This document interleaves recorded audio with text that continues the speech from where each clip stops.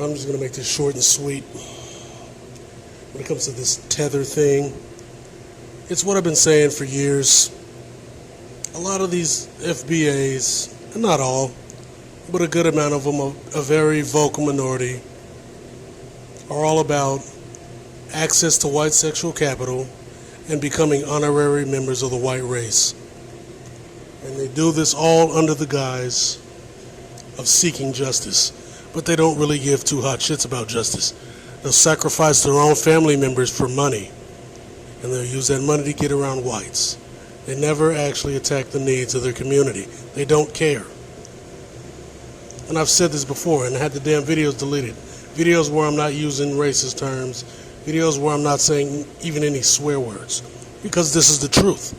These people are all about worshiping anything white. They see white blood as a come up. They worship mulattoes.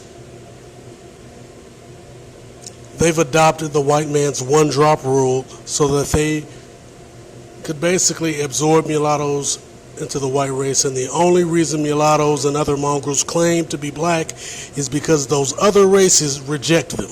They're black by rejection. I've said this a million times.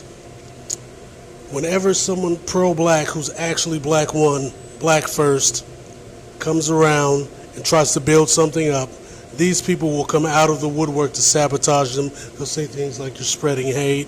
They'll say things like you're just trying to separate people. Whatever BS tactics that they can come up with.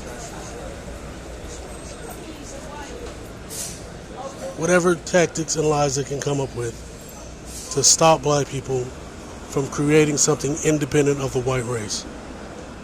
Because that's the last thing they want. Marcus Garvey talked about this when in his article, what was it called? The Greatest Enemy of the Negro. He talked about this because he knew what it was about. These people cannot stand anyone black who's actually black first. They don't like it. And then they talk about this Pan-African crap as a way to denigrate pro-black people. Now, we all know that there are vetted African coons who come to the Americas and been coming here since the 80s. Most blacks that have been coming here since the mid-70s to 80s are vetted by the white race to make sure that they're nukes, make sure they're coons. We all know this. But to use that as an excuse to shit on blacks is ridiculous. When it's usually Caribbean tethers and a lot of American blacks calling people African booty scratcher and African sun bear and booty black and crunchy and darky and all that stuff. That's black people saying that shit. That's them saying it to other races. Using uncut as an insult, or my favorite, using Malcolm X as an insult. You're one of Malcolm X niggas, huh? Let's be real. You've heard these things before. And so when you say something like, what do you want to be white or something? They go, oh, not now. That ain't what I means. But then they'll try to gaslight you and say you're dumb because you're pointing out the fact that these people are self-hating whitey lovers. Because at the end of the day, like I said, the Uncle Ruckus thing is the truth. When Uncle Ruckus looked at that pool, that's the black gold. Honorary white member, light skin, member of the white race, white sexual capital. That's what it's all about. They don't give two hot shits about no damn system of justice. They don't give a shit about that. The black people who do are vilified. Black people look at fighting white supremacy like actually fighting it, not marching and twerking and dancing. They look at fighting white supremacy as absolute degeneracy. They cannot stand it. My aunt told me this when I was a kid. She said, if you said this kind of stuff back in the 60s, in the South, the blacks would hate you. You don't understand. These people do not like being black. They don't. And she was right. They don't. They can't stand it. They can't stand that shit. That's why a lot of the time, if you look at them Tariq Nasheed videos, when he really goes off on the cacks, the black people get mad as fuck at him. They start logging out of the room as soon as he goes in on Africans. And I'm not shitting on this guy. But as soon as he goes in on Africans, niggas come out the woodwork. The fucking black ass niggas. That corny ass crap. But if he shows a white person, or another video shows a white person dancing and doing the fucking Running Man with some black people. Oh, look at that. Yeah, I knew she was pro. I always liked it, did that guy. I love Bill Clinton when he played the saxophone. That's how they are. That's how they are. Because they want a brotherhood with the white race. That's what this is all about.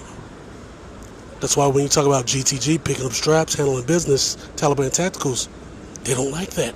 Because they don't want to go against their brother, the white man.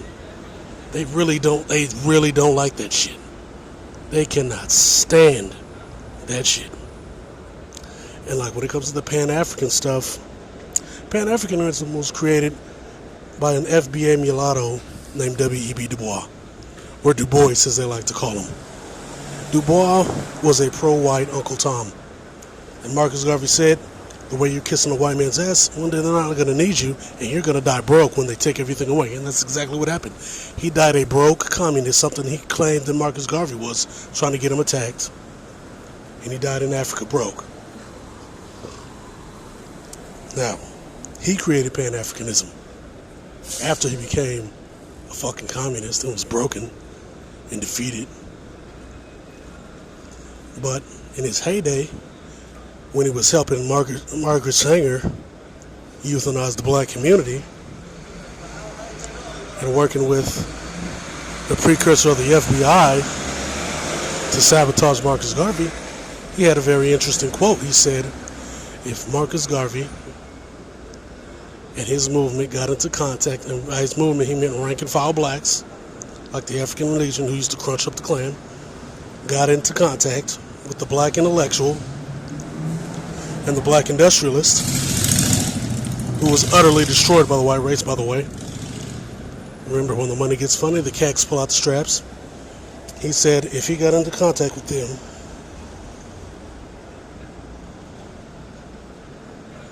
there'd be no safe haven for the white race.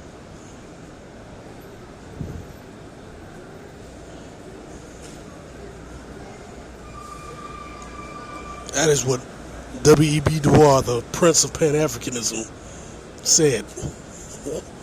Those were his words. Also, look at who they worship. Now, they use Malcolm X as an insult, but honestly,